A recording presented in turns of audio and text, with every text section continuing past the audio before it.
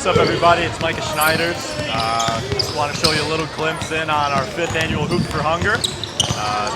Super fun day every year to be able to all get together, hopefully learn a few new fun drills and skills, and help a great cause, donating food items to all God's people. So thank you so much. Whether you're just joining us virtually now or whether you're at camp, we really appreciate you. First and foremost, I want to say thanks to everybody for not only coming out today, but for all of your very generous donations. This camp is supposed to be a lot of fun, but it's also for a great cause and a cause that's very dear to my heart. Just so you know, the people that we're helping, it's an organization called All God's People. And I believe every other week, might be once a month, they go into the city of Chicago and they give out all the food donations that you all brought in today, along with clothes and other things they can give to help. And they donate those to the homeless people in need that don't have anything to eat or wear when it's cold and all of that.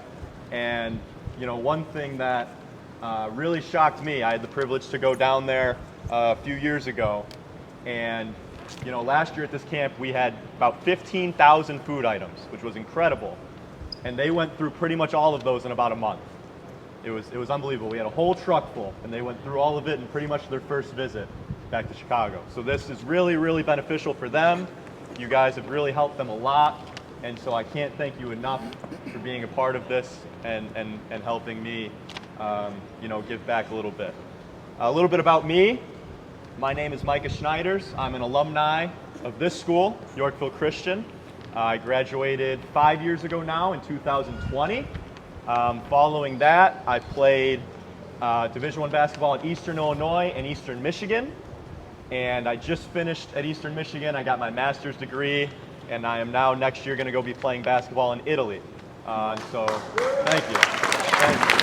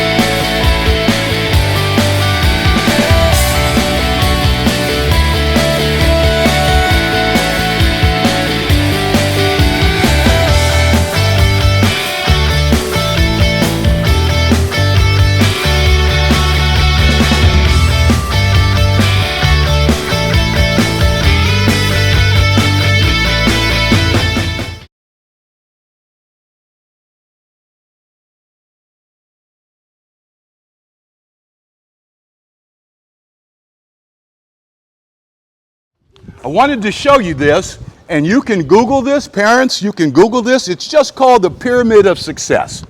My coach, Coach Wooden, came up with this, and it's just some things that you can do every day to help make you a better person and to help you succeed. It's called the Pyramid of Success, but I'm going to make this real simple. Coach Wooden believed that success shouldn't necessarily be measured by a grade that you got. I was a B student. How many B students do we have in here? Yeah, we have a couple. How many A students do we have in here? Somebody said, I'm only in the first grade. Okay.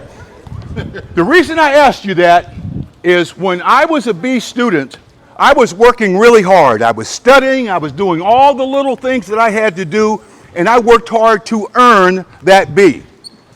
So in Coach Wooden's definition, knowing in your heart that you did your very best, if I worked really hard and I got a B and that's what I deserved, then that was success. However, if I were capable of getting an A and I didn't work hard enough to get an A, I didn't work hard enough to get an A, then I wasn't succeeding. Everybody understand that? So if you work to your potential, if I work and I get a B and I work hard, I am successful at getting that B. However, if I'm an A student, I'm capable of getting an A and I get that B, then I'm not working as hard as I can work. And I know in my heart, you know this yourself individually, that I'm not working as hard as I could and I'm being satisfied with the B and I'm not getting an A. So his definition of success was very personal. It was you in your heart doing the very best that you can do. Everybody understand that? Yes. Okay, I want to share with you a little story. I'm going to tell you a story about me. And at the end of the story, I'm going to show you how many parts of my story actually add up to what we're talking about with the pyramid of success. Now, when I was introduced, I always like hearing that. I played on some really good teams. We won the national championship. I was an All-American.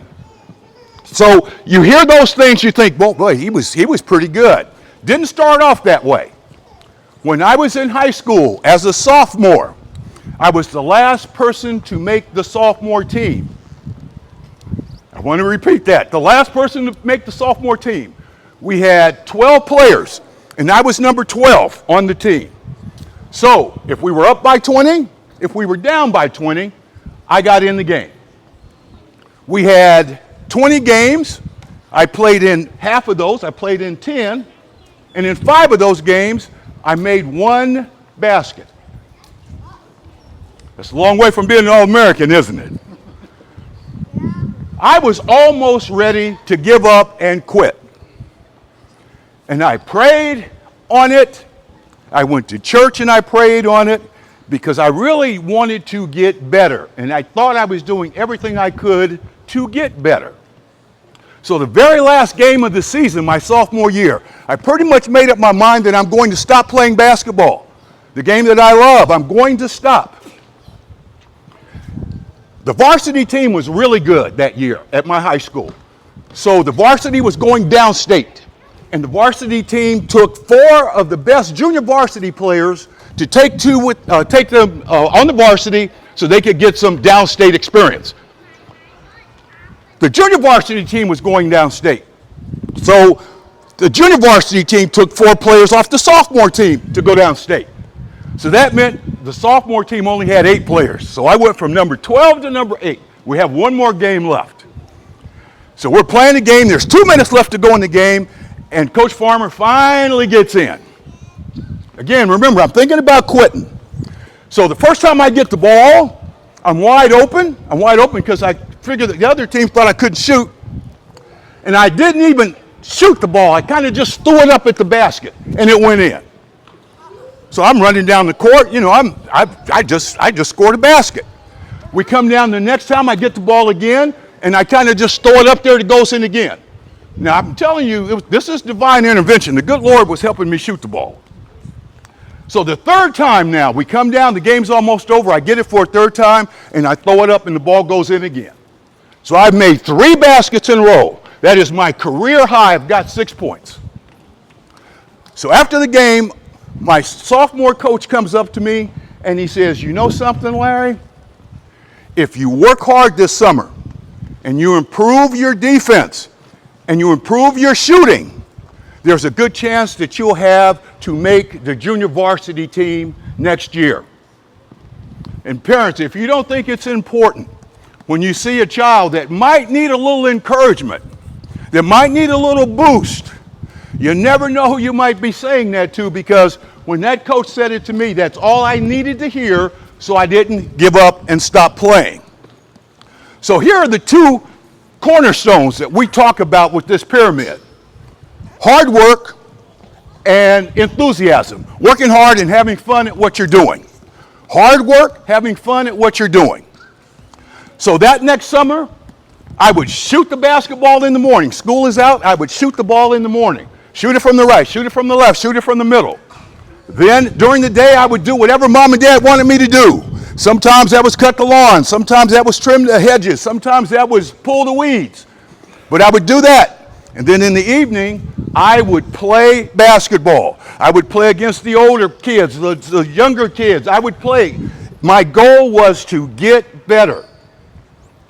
So that next year, I try out for the junior varsity team.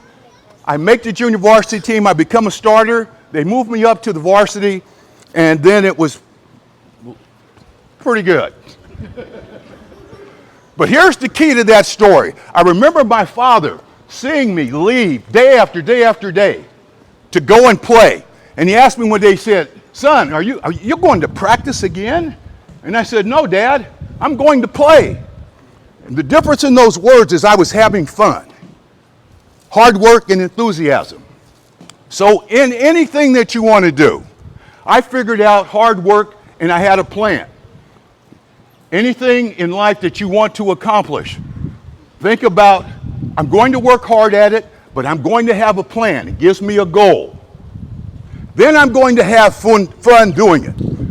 You all like playing basketball? When you like something, you're going to spend more time doing it. You're going to spend more time doing it with other people. And that's where you have a lot of fun and you really improve. So the two cornerstones in the pyramid, and as I said at the beginning of this talk, to improve yourself, work hard, have a plan, and then have fun. The last thing I want to show you on this pyramid is right next to hard work is friendship. And Coach Wooden put friendship on there for purposes exactly like this. He believed that every day you should be able to look at yourself and say, you know, I'm going to make today a great day. I'm going to have this, today it's going to be a great day for me. I'm going to have fun, I'm going to learn, I'm going to make a new friend, I'm going to do something. Friendship is important, and this is the last one I'll mention. Friendship, being friendly, saying something kind to someone else. He used to say, you can't live the perfect day unless you've done something for somebody else and you expected nothing else in return. Everybody understand that?